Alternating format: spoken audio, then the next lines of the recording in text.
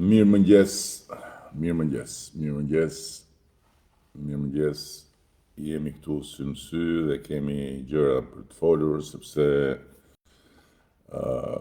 jemi në fazën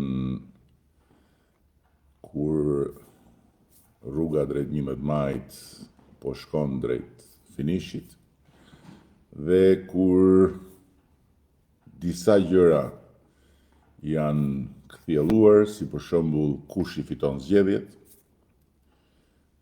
Në të gjitha sondazhet e opinionit publik, në të gjitha kanalet është shumë e qartë se pyetjes kush i fiton zgjedhjet ka një shumicë shumë më të madhe se sa ajo që voton normalisht Partia Socialiste, që thot i fiton Partia Socialiste. Dhe ndërkohë jemi në kushtet kur ka një dëshpërim të madh, dëshpërim shumë të madh në anën tjetër, një dëshpërim i cili reflektohet edhe në pasqyrat e kënetës mediatike. Reflektohet në pasqyrat e kënetës mediatike sepse në këtë vend ku në pasqyrat e kënetës mediatike ka shumë ankesa dhe ka shumë pretendime se jetohet në një autokraci, faktikisht horizontalisht nuk lihet gjë pa thënë për mua, nuk lihet gjë pa thënë për qeverinë dhe për Partinë Socialiste, që është forca që qeveris, madje edhe për vetë popullin. Populli së fundmi në këto pasqyra konsiderohet, citoj, i sëmur. Është një popull i sëmur, sepse në shumicën e tij dërmuese mendon se vendi po ecën në drejtimin e duhur. Është një popull i smur sepse sipas tyre gjithmonë shikon që Shqipëria është në prag të një finishi historik, antarësimin në Bashkimin Evropian. Është një popull i smur sepse shikon që merr sot paga shumë më të larta, që është fakt. Është një popull i smur sepse shikon që në të gjitha aspektet ka progres. Në të gjitha zonat e vendit ka progres. Në të gjithë sektorët ka progres. Patjetër që ka ende shumë për të bërë dhe prandaj jam këtu, prandaj jemi këtu, prandaj të kërkojmë mandatin e 4. Dhe në këtë dëshpërim të madh ka pastaj disa elemente të tjerë. Një element interesant shumë është gjuha ime. Flitet për gjuhën time. Flitet për gjuhën time që pas kam thënë e pas kam bërë gjëra që askush nuk i bën. Po cilat janë këto? Çfarë kam thënë unë faktikisht? Unë akoma sot nuk e kuptoj se në cilën nga gjërat që unë kam thënë kam bërë gjësendi tjetër përveç se kam komunikuar hapur me publikun. Ka një gjë, ka vetëm një gjë për cilën kam kërkuar ndjesë dhe edhe aty ka qenë një gabim krejt pa dashje. Por ama gabim, për cilin kam kërkuar ndjesë, kur kam folur për autizmin politik. Autizmin politik, për të gjithë ata që janë të interesuar dhe mund ta kërkojnë, është një term i përdorur në literaturën politike dhe akademike, nuk është diçka e krijuar për të thyer apo për të lënduar askënd, mirë po, dhe me shumë të drejtë, dhe këtë u desh të gaboja që ta mësoja, prej disa kohësh konsiderohet i papërshtatshëm. Dhe diku kishte mbetur në mendjen time, e doli pa dashje, krejt pa dashje, duke folur. Dhe patjetër që i gjendur në kushtet kur ndjeva se mund të kem lënduar prindër të fëmijëve autik, kërkova ndjes shumë sinqerisht. Dhe patjetër që mund ta pretendoj këtë gjë, nuk është hera e parë që unë gaboj.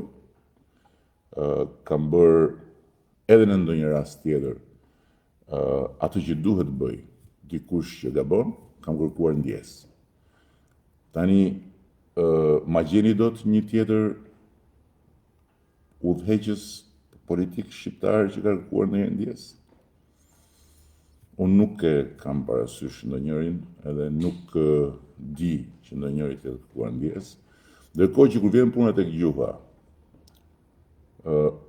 si shpjegohet që këta njerëz të cilët çdo natë, çfarë nuk thonë? Çdo natë flasin me një gjuhë ekstreme. Unë personalisht jam shënjestra kryesore e kësaj gjuhe. Kriminele, hajdute, mafioze, çfarë nuk thonë? Asnjë provë deri më sot. Asnjë provë deri më sot. Vetëm dokra. Vetëm llafe. E pi verën 33.000 euro. Lëshohet një fjalë në rrugë. Edhe përsëritet dhe bëhet e vërtet. Dhe pastaj kthehet në akuzë. Dhe pastaj akuza komentohet. Dhe pastaj për këto komente ti e fajtor. Për çfarë është ky mohabet? Ndërkohë që unë personalisht mendoj se në ato që them, kur përdor një gjuhë simbolike, kur përdor metafora, merrem me thelbin e çështjes. Thonë, që është ky muhabet? Edi Rama bën fushat, njëherë timoni, njëherë tepsia, njëherë pasaporta tani ka dalë. Po hajde ti marrim me radhë. Hajde ti marrim me radhë të tëra edhe të shohim si kanë rezultuar. Kur unë thosha, ma jepi timonin, që të drejtoj pa të tjerë në prerë, sepse ndryshe s'bëhet reforma drejtësi. U bë apo s'u bë? Dua një drejtësi që godet majtas dhe djathtas. U bë apo s'u bë? Kush e bëri? Sta më dumo e bëri? Timoni pra. E bëri timoni. Sepse nëse nuk do ishim forca e vetme në qeveri, me këtë vendosmëri nuk bëj reforma drejtësisë. Gjithë ata që janë rreth rrotullnesh nuk e duan spakun, nuk e duan këtë që po ndodh. Dhe pastaj kthehen në anën tjetër, kërkojnë ta përdorin spakun, kërkojnë të përdorin thellimin e luftës kundër korrupsionit si një argument pse ne nuk duhet të votohemi. Ky është kulmi. Kanë gjysma e qeverisë është në burg, si mund t'i votoni këta hajdut? E para punës njerë që s'është kështu. S'është kështu se po t'i marrësh qartësisht t'i numërosh edhe të shofësh cilësisht se për çfarë bëhet fjalë, nuk është fare kështu e para punës. E dyta punës, ata të cilët kanë pasur probleme dhe kanë probleme me drejtësinë dhe kanë qenë në qeveri, janë antarë kabinetesh të mandatit parë, mandatit dytë, të fillimit mandatit tetë, por nuk ka rëndësi kjo. Çfarë ka rëndësi? Ka rëndësi fakti që ne jemi në mbështetje të këtij procesi. Ne nuk i vëm pushtetin politik si karrocën para kalit. Pushtetit të pavarur drejtësisë, të cilën jemi pavarësuar ne dhe askush tjetër. Çfarë thonë këta tjetër? Këta thonë që fushata e Partisë Socialiste, fushata e Edi Ramës është tallava, është tallje me këtë, është tallje me atë, po si ka mundësi, po si është e mundur. E para punës njëherë, këta nuk dinë që është tallavaja njëherë. S'kan fare idenë se çfarë është tallavaja. Këta janë përbuzës të kulturës shqiptare. Po, këta janë përbuzës kulturës shqiptare. Këta janë përbuzës të atij fondi thesaresh që ka krijuar kultura jonë. Ato që janë. Dhe nëse ne hapim bëjmë një takim të madh me njerëzit tanë. Kush na ndalon ne që aty edhe të përdorim këngë që janë nga thesari i kulturës sonë, sipas qarqeve, edhe të përdorim valle, kush na ndalon ne? Kush e ka shkruar këtë që kur mblidhen njerëzit në një takim të madh elektoral, a duhet vetëm të rrinë të dëgjojnë fjalime në diell me orë të tëra? Kush e ka shkruar? Pastaj, më falni, po ju them diçka pa modesti, që kur unë merrem me fushat elektorale, merrni, shikojni, analizojni se si ka ndryshuar edhe të tjerët. Kush i solli për herë të parë njerëzit të ulen në takime? Që tani të tërë i ulin njerëzit në takime. Kush i solli? Për të ulur si njerëz dhe për të dëgjuar, jo vetëm thjesht mblidhu dhe ulëri në këmbë.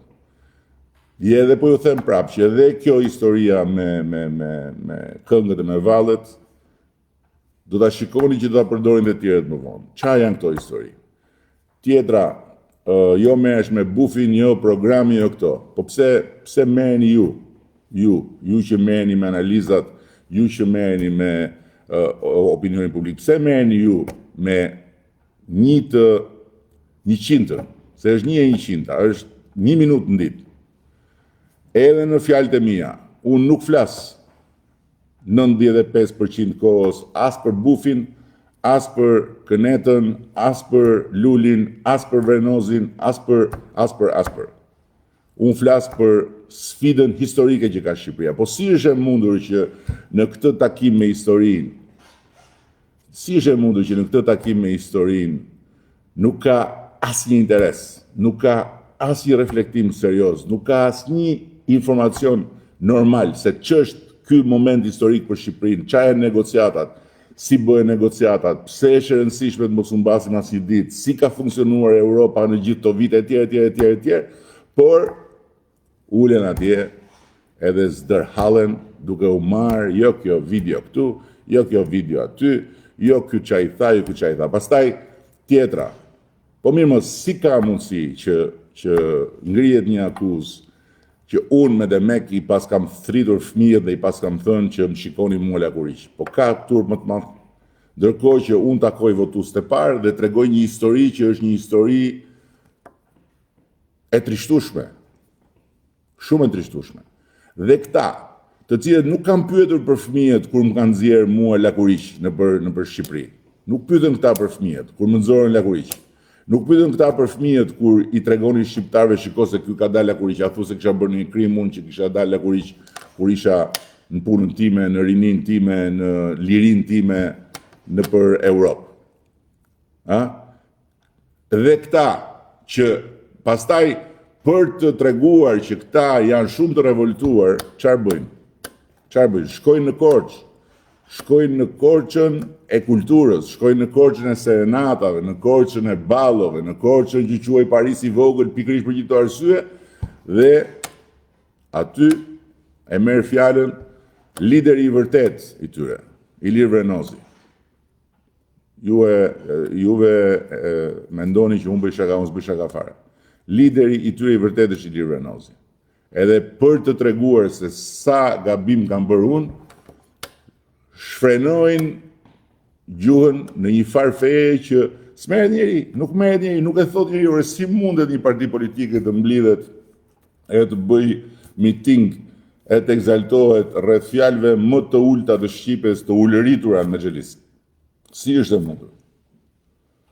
E pra, këto janë historitë banale të këtyre ditëve, ndërkohë që unë jam këtu për të parë sy të tërë edhe për t'ju thënë që nuk është as pak e vërtet.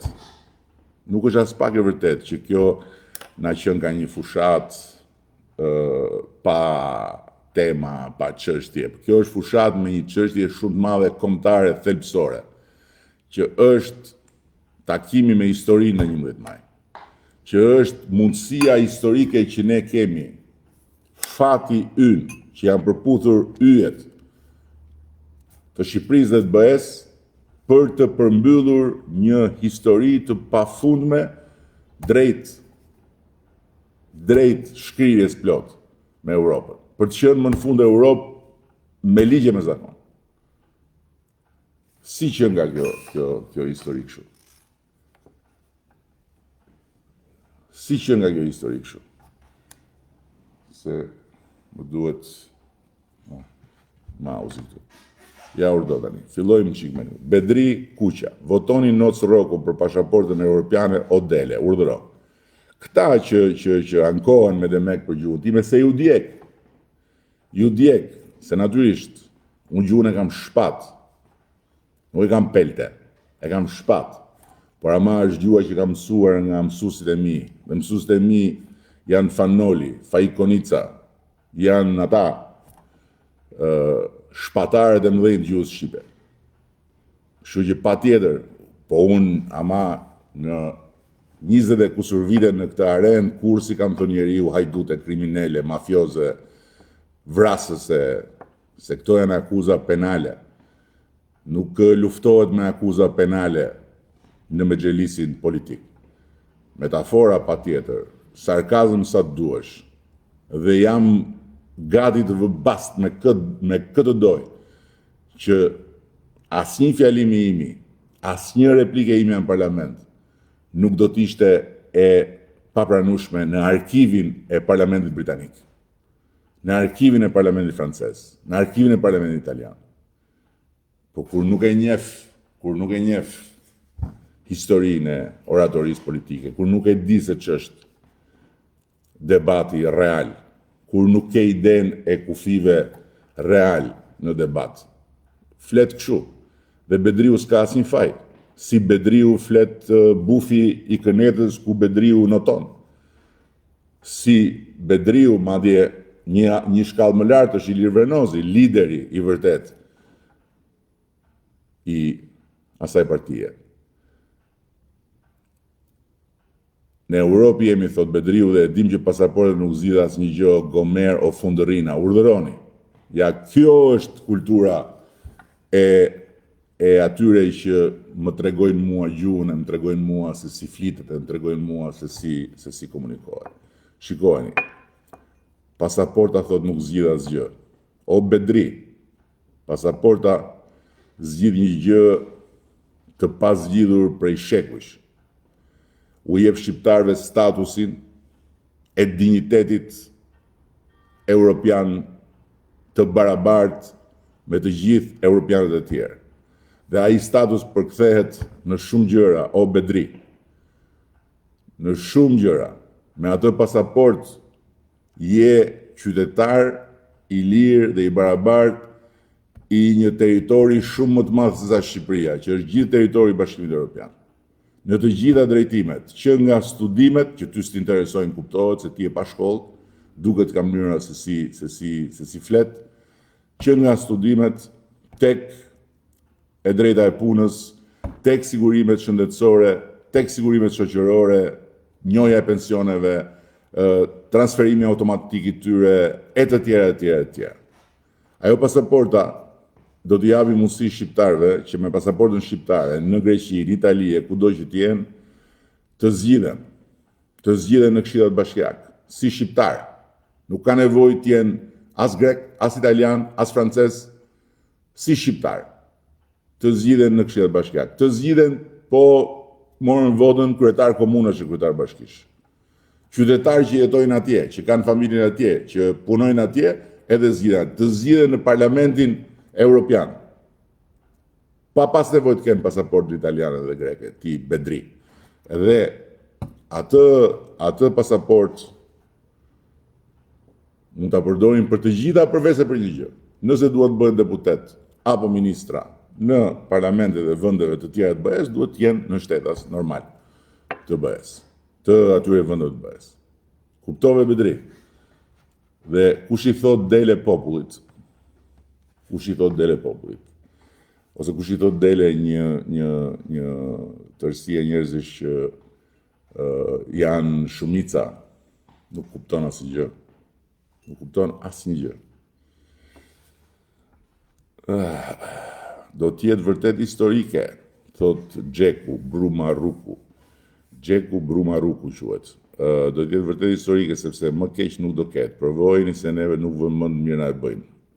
Po mirë më Xheku, për çfarë për shembull do jetë më keq, se më keq nuk ka sipas teje. Çfarë për shembull? Shqipëria e sotme është Shqipëria e kujdo që do punën edhe që i beson punës. Dakor, për parazitët është e vështirë. Jam shumë i qartë që është e vështirë. Por ama, për kë i beson punës dhe për kë do punën, Shqipëria sotme është më e mira që ka qenë ndonjëherë. Në të gjitha drejtimet. Po ku mendohesh ti se çfarë flet thot Valbona? Vetëm batuta dhe ironi bën. Nuk e di ai bëni ndonjë analizë ndërgjegjës sua, ju qofshi që flini natën. Po për çfarë për shembull e ke fjalën për cilat batuta dhe ironi? Unë nuk bëj vetëm batuta dhe ironi, unë bëj dhe ndonjë batut dhe patjetër bëj edhe ironi, bëj sarkazm me kundërshtarët që nuk më kanë lënë të vdekur dhe të gjallë të shtëpisë time, të familjes time, nuk kanë lënë të rritur e të moshuar e të mitur në shtëpinë time pa u marr e pa e mbuluar me balt. Prandaj, do më falësh, po nuk jam në kushtet kur mund më gjykosh ti, Valbona. Më vjen shumë keq. E para. E dyta, politika dhe betejë politike është ty luftim, patjetër. Me mjete paqësore, sigurisht. Me fjalë. Dhe gjua shpat. Kush nuk e ka gjuhën shpat nuk duhet merret në politikë fare. Nuk duhet hyj fare në betejë. Dakord? Por ama kur duke cënuar familjet, kur duke cënuar njerëzit e tjerë rreth rrotullt dhe kur edhe duke cënuar vetë kundërshtarin përtej sarkazmës. Okej? Po thot Pranvera Hupi, i vjedh fondet e Europës krejt, po jo më Pranvera, jo. Nuk funksionon kështu Europa. Nuk funksionon kështu. Fare. Hiç. Nuk funksionon kështu.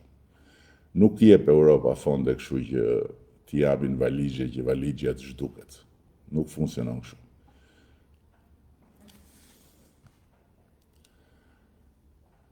Ti s'të falit asgjë, se shkove në Dibër dhe fendohe burra Dibran, por s'ke fajti jo, kanë fare ta gra dhe ta femra Dibran që ndanë hapësirën për t'i ofenduar. Unë nuk kam ofenduar asnjë burr Dibran, ti zonjë Gjilda. Unë kam thënë shumë thjesht diçka që po ta përsëris prapë në mënyrë metaforike natyrisht. Kam thënë gjysmat. Kam shpjeguar një elektoratin dhe kam thënë që 56% e grave shqiptare dhe vajzave shqiptare dhe kjo është domethënia më e madhe për të gjitha këto broshkulla që thuan vërdall. Kjo është përgjigjja më e mirë për të gjitha ata që për natë në gjitha pasqyrat e kënetës mediatike vetëm konfuzojnë, helmojnë, çorodisin miletin me muhabete që nuk kanë asnjë lidhje me realitetin. Fare. Fakti që 56% e grave dhe vajzave që janë pjesa më e shëndetshme politikisht sepse janë më pak e prirura për të ulur e për të harxhuar kohë të tërë në për kafene duke u marrë me llafe dhe me thashateme. Mbështet Partinë Socialiste. Dhe unë kam thënë që 56% e grave mbështetin Partinë Socialiste. Kjo është statistik, është anketë, në disa qarqe shkon deri 65%. Shumica e votuesve të parë mbështetin Partinë Socialiste. Tek burrat jemi më afër, megjithëse është më shumë se gjysma, po më afër. Dhe unë kam thënë, ne na mjafton shumica 56% e grave, 55% e votuesve të parë dhe gjysma e burrave, se gjysma tjetër janë çyryk. Dhe pse kam thënë janë çyryk? Nuk kam thënë janë çyryk individualisht, kam thënë çyryk politikisht. Dhe përsëris prapë dhe i rri prapë, sepse të shkosh me kënetën dhe të mos kuptosh momentin historik në cilin është sot Shqipëria, ka i problem shumë madh. Kjo është logjika e fjalës time. Dhe kjo është arsyeja pse gratë Dibrane Dhe pse burrat Dibran që kuptojnë dhe që vlerësojnë edhe gratë, nuk janë fare të fyer, përkundrazi, dhe do t'i shikosh në zgjedhje. Apo pastaj do vija ajo fjalia, si thoshin ca qyryk atje në ato pasqyrat e Kënetës natën, që mbahen për analist. Është popull i smur ky, se mendon që gjërat po shkojnë drejtimin e duhur, ose i ka bler Rama. Do me thënë 800 e kusur mijë, që mund shkojnë 900 e kusur mijë, mund shkojnë afër 1 milion të herë, nëse do ju mundësohet gjithë emigrantëve vota e tyre, se ka pas sa probleme DHL-ja me sa kam dëgjuar, i kam bler unë. Zoti madh. Po, ku je në Big Brother me një ndjes, kolojmë, apo ke harruar postin që ke edhe për pak kohë, ja, urdo. Është një mobilizim i gjithë luzmës së Kënetës, dhe prandaj po i marr dhe po ju referohem, sepse flasin njësoj si bufi, flasin njësoj si kukumjaçkat e Kënetës. Tani do thoni ju pse i përdor këto fjalë, po se ashtu janë, më. Metaforikisht janë ashtu. Kënet do të thot ujë ndënjur. Dhe ka ujë më të ndënjur se sa ai uji që me Demek do e lëviznin primaret dhe në ato ujë të ndënjur u mbytën ata që fituan primaret. Si çfarë është ajo? Çfarë është ajo? Kur thua hajde hidhuni në det hapur, kush del matan, do jetë ai që do marri mandatin për të na përfaqësuar në betejën me palën tjetër. Dhe të gjithë ata që kalojnë matan mbyten, sepse është llumi që i thith. Kjo është Këneta politike. Se flasim me metafora. Është shumë e thjeshtë. Se kam shumë energji zë të shkojmë në besën. E ke kthyer fushatën në Pallaqollëk, po pse Klajdi? Ku ty Arushit Silva të vinë rrotull gjithë farë specesh groteske në cikurën e madh të quhet është Shqipëri, ti Shqipërisë, Klajdi, ti dhe të gjithë ata që flasin si ti merrin të keq. Kupton? Sepse Shqipëria është sot një vend që respektohet, vlerësohet dhe besohet si kurrë më parë. Sepse Shqipëria është sot një vend që po përgatitet të presë të gjithë Europën këtu. Dhe nuk shkon gjithë Europa të mblidhet diku ku mund të jetë shumë përse largu një vend i ngjashëm me këtë që përshkruan ti këtu.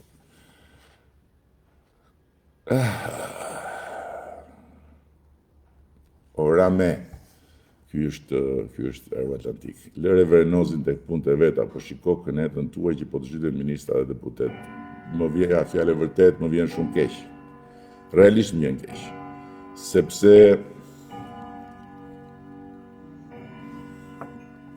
realisht më vjen keq, po ky pse futu këtu ti. Realisht më vjen keq sepse e vërteta është krejt e kundërta. Dhe unë i bëj këtë pyetje njerëzve, apo ta përsëris edhe ty. Niko, Altin Dumanin, e ke dëgjuar ti? Besoj po. Është një prokuror që drejton Spakun, një burr me integritet, profesionalizëm dhe kuraj. Dhe është bërë i njohur pikërisht sepse në drejtimin e tij ka ndodhur gjëra në aspektin e drejtësisë që nuk i imagjinohesh më parë. Por ka një gjë, Altin Dumani këtu ka qenë prokuror prej shumë vitesh. Dhe po ky ka qenë, apo me integritet, profesionist, me kuraj. Po pse nuk e ke dëgjuar përpara ti, Altin Dumani? As ti dhe as kush tjetër. Si e shpjegon ti? Pse Altin Dumanin nuk e kemi dëgjuar ne përpara? As unë se dija që ekziston dhe një person me emrin Altin Dumani. Si ka mundësi që ky njeri kurajoz, trim, me integritet, profesionist, nuk ka thirrur një herë një njeri me pushtet që t'i bëj një pyetje? Gjithë ato vite. Sepse nuk e triste dot Artimik. Sepse nuk e kishte shpatën, ishte i çarmatosur. Drejtësia ka qenë e çarmatoshur që nga viti 1912 në Shqipëri. Dhe di kush e armatosi drejtësinë? Unë dhe Partia Socialiste, do ti. Unë që thosha më jepni timonin pa të tjerë në prerë, në garën e 2017. Kur mezi futa në zgjedhje se nuk donin të hynin, donin të bojkotonin zgjedhjet që mos kalon të vetingu dhe të shtonte reforma drejtësi. Të gjitha ata që sot më përmendin mua, shiko se janë gjysma qeverisë në burg. Dhe thosha, më jepni timonin për një drejtësi që godet majtas dhe djathtas dhe shet vetëm drejt. Për kë e kisha unë fjalën? Si thua ti? Apo mendoja që do i janë shtëpi? Edhe le ta hante kush ta hante. E pra unë jam këtu. Edhe unë jam krenar për faktin që Partia Socialiste ka bërë një akt që do të mbetet i shkruar në histori. Të gjitha këto komentet, si komenti yt Niko, e të gjitha këto fushatat e llafet e tërcivërcit do t'i marrë era, nuk do merret më njëri me këto. Kurse historia do të mbajë mend këtë që po të them unë ty. Që një ditë të bukur Partia Socialiste e Shqipërisë dorëzoi shpatën që ka qenë këtu të kjo zyrë që ka 1912, tek zyrat e parë të qeverisë ta kam fjalën, dhe që përdorej si pasoreksi. Mbretëri, diktaturë, presidencë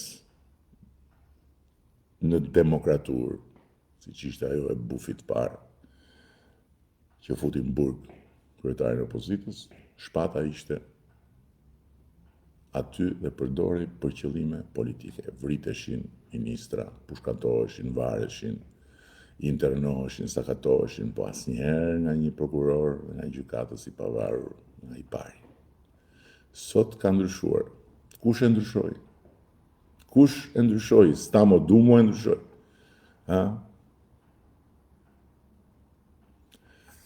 Këtë i kupton mirë shumica e popullit. Ky është problemi i madh me ata që i thonë vetes analistë, që janë shëmbulltyrat më kuptimplota të kënetës, për cilë mu flas, të ujit të ndënjur, që kanë vite e vite që rrinë, shajnë e mallkojnë, e kërkojnë revolucione imagjinare. Populli, shumica kupton pikërisht këto që po flasun. Prandaj ne fitojmë, dhe prandaj do fitojmë prapë, dhe prandaj ti Niko do ndihesh i humbur për arsyen e thjeshtë se ti bashkë me Klajdin, bashkë me Yllin, bashkë me Gjildën, bashkë me këtë Valbonën, Gjeku, Brunu Rukun dhe Bedriun, jeni në vendin e gabuar, jeni të lidhur me kënetën, pasgjithshmërisht deri tani, zgjidhuni nga këneta, bashkohuni me ne dhe ndjeni ndryshe, do merrni frym më lirisht, do ju duket Shqipëria ndryshe, kupton? Një herë ju kam votue e nuk ju votoj ma kurr. E drejta jote, s'ka si problem. Bravo se unë gjallë një herë komunistat se demokratët kanë ikë në Evropë, ja, edhe këtë, po këtë e kështë dëgjuar një herë ju, që në Shqipëri kanë ngel komunistat, demokratët kanë ikë në Evropë. Kanë ikë në Europë se nuk presin t'i çoj ky unë, do më thënë me mashtrimet e tia.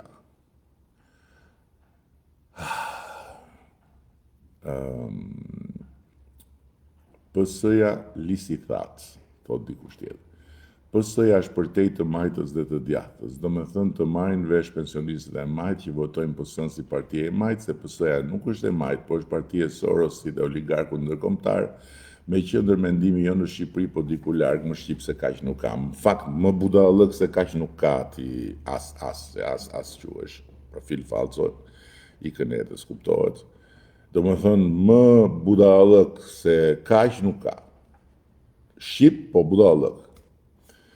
Unë kur them duhet shkojmë për tej të majs dhe djathtë në 11 maj, do të thotë që votuesit duhet shkojmë për tej të majs dhe djathtë. PS-ja është parti e qendrës së majtë. Është parti socialiste në emër progresiste në program dhe patjetër që kur unë bëj thirrje nuk e kam për votuesit e majt. Dhe të qenës majt se ata e votojnë PS-n dhe do ta votojnë PS-n dhe ata janë garantët e shumë gjërave në Shqipëri. Duke filluar nga drejtësia e re dhe e pavarur që duhet forcohet.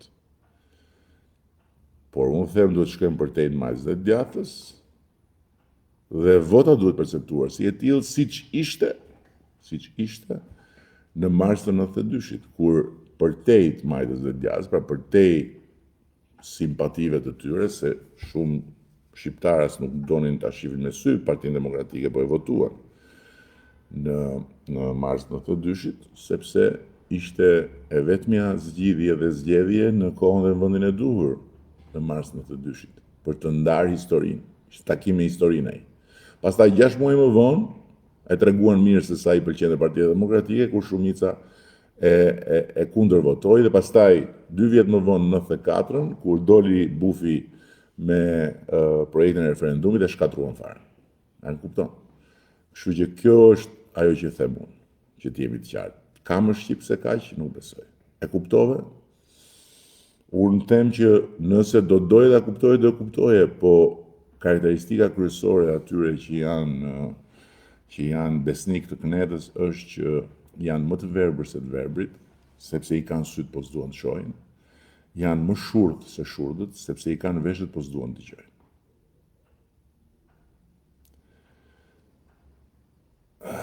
Po mirë, voto 5. Po përse? Janë shumë arsye përse. Po i marr disa me radhë. E para, për të mbyllur negociatën në Bashkimin Evropian 2027. Mund t'i mbylli vetëm Partia Socialiste me mua në krye. Askush tjetër, nuk i mbyll dot në 2027. Nëse nuk i mbyllim 2027 negociatat, dera mund të mbyllet, dera e shtëpisë së familjes europiane, dhe këtë po përpiqem të shpjegoj çdo ditë.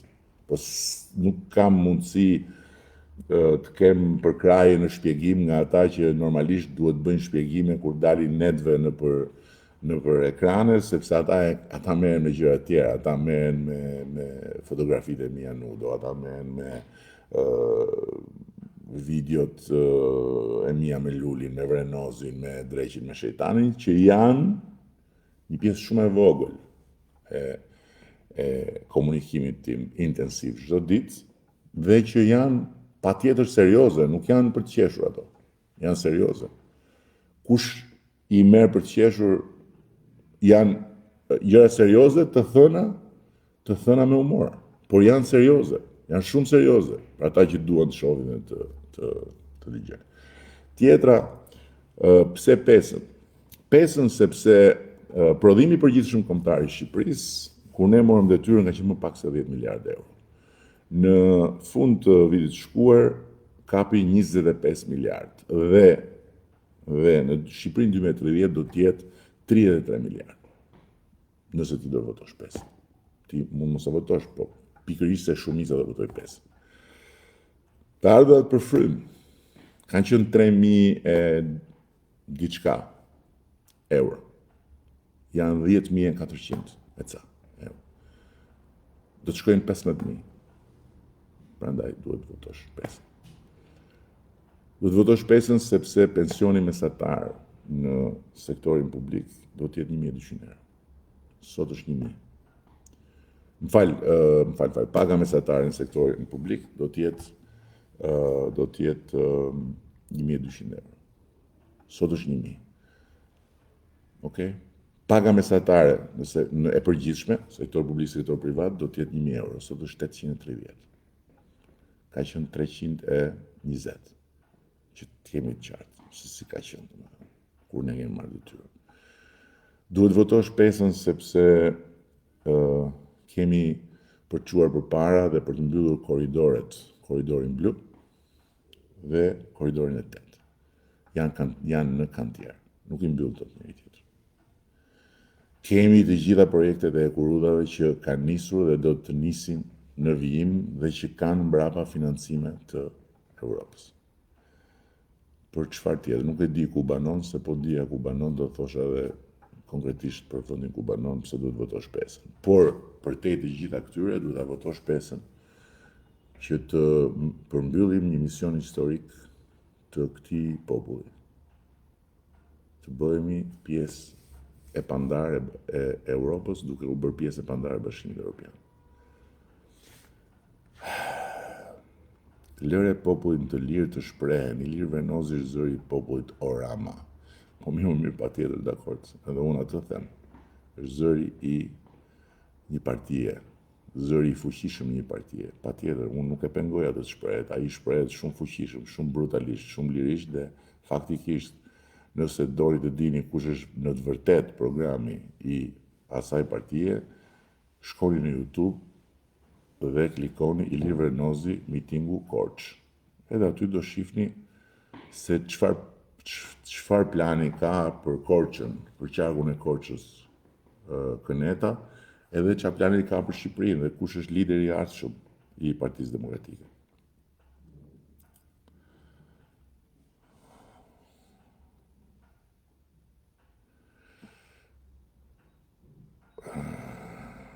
Thua i besojnë akoma goçarët këto meselera me Xhixhilera që tregon ti si kryeministër, që ti do të mbush në mendje që podera do mbeten në duart e Vernozit se nuk pas ka intelektual të tjerë.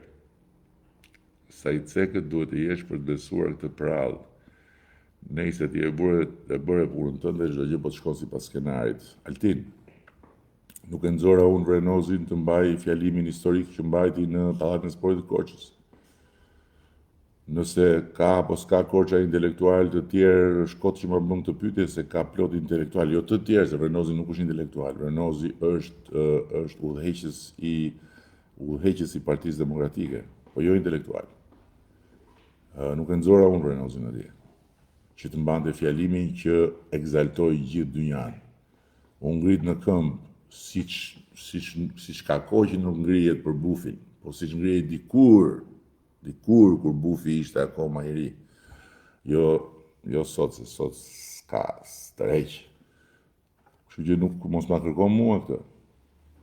Korçarët besojnë s'besojnë, korçarët e pan, e dëgjuan dhe korçarët duhet ta dinë që vota për Kënetën është votë për t'i dorëzuar Korçën Vrenozit, sepse unë e kam thënë dhe e besoj.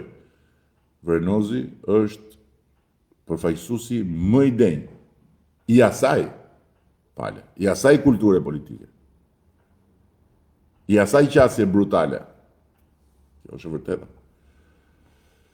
Lumë ti që ke gjetur këtë popull dhe mirë populli që të ka ty, more i mirë, Mario.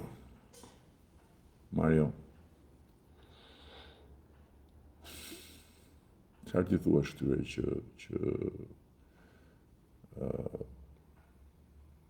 i bien popullit, si ata që thoshin populli është i smur. Mario, ti duhet jesh shumë krenar që i je pjesë e këtij populli. Se ky popull ka kaluar gjëra që pak popull i kanë kaluar dhe ja ku është sot. Se prindërit e tu janë pjesë e këtij populli dhe me siguri kanë sakrifikuar shumë për ty që ti të kesh edhe Facebook, edhe të flasësh këtu. Kështu që popullin lëre rehat. Se populli di mirë se çfarë bën. Populli ka një shqisë që individualisht ne nuk e kemi, po të gjithë bashkë që përbëjmë popullin, ja japim atë kapacitet. Kështu që populli nuk ja hedh dot njeri ti, Mario. O zot, na mbytën komunistat. I mirë ti, s'di që janë komunistat fare. Kur ka qenë bufi kryeministër, gjërat kanë qenë më mirë, ka pas më shumë para për njerëzit. Ti u adhe vetëm 2-3 persona dhe 9% e popullit po vuajnë, ti do varur. I mirë ti, si qa flet. Ky quhet lavazh truri. Është term politik.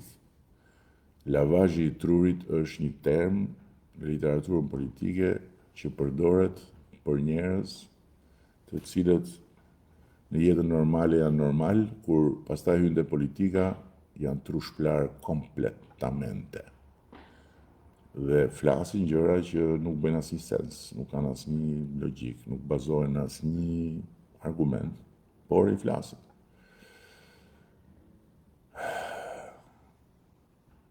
Edhe sa vite duhet votojnë për ty shqiptarët që të fusin Shqipërinë në BE. Apo tallje me këto pleq të marum. Pleqve të marum ju merr të keqen ti komiti Rojeka, se keni të ca emra të çuditshëm ju profilet false të Knetës. Megjithatë, për të përgjigjur seriozisht. Po mirë, me që është problemi im që nuk është futur Shqipëria në BE. Me që është problemi im. Pse nuk është futur Malizi, që i ka hapur negociatat në 2012, përpara se sa unë të bësha kryeminist.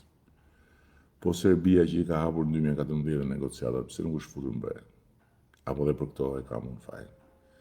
Po Maqedonia që ka ndruar emrin dhe është bërë kandidate në 2005. Pse nuk është akoma në tryezën e negociatave? Dhe si shpjegohet që ne negociatat kemi hapur vjet dhe kemi në tavolinë planin për të mbyllur në 2027, më shpejt nga të gjithë tjerët.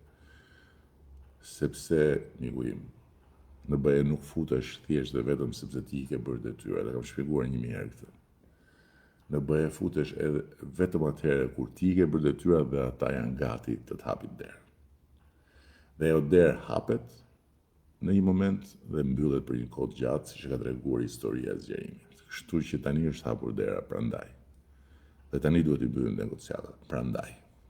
Kështu që kjo nuk është tallje. Kjo është e vërteta që mund ta verifikosh nëse hap pak fare. Pak fare. Dhe lexon si funksionon kjo punë. Dakord. Rame, ku i ke ato 300.000 vende pune që ke premtuar? Merre shikoj në librin e pagave të Republikës Shqipërisë. Sa kanë qenë kur unë kam marrë detyrën dhe sa janë sot? Janë pak më shumë se 300.000, që t'jemi realist.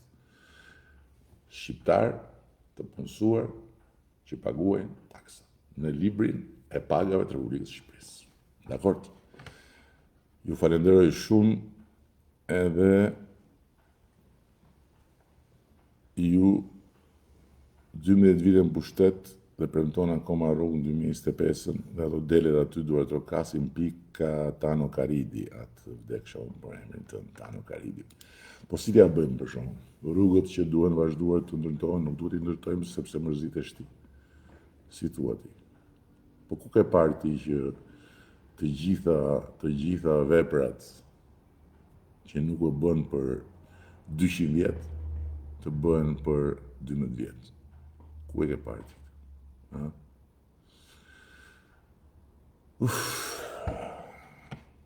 Sepse ke vajtur në Europë, i ke parë ata që i kanë marrë gati nga e kaluara, po dhe ata sot flasin për rrugë, flasin për infrastrukturë, po kujt në qatë temon.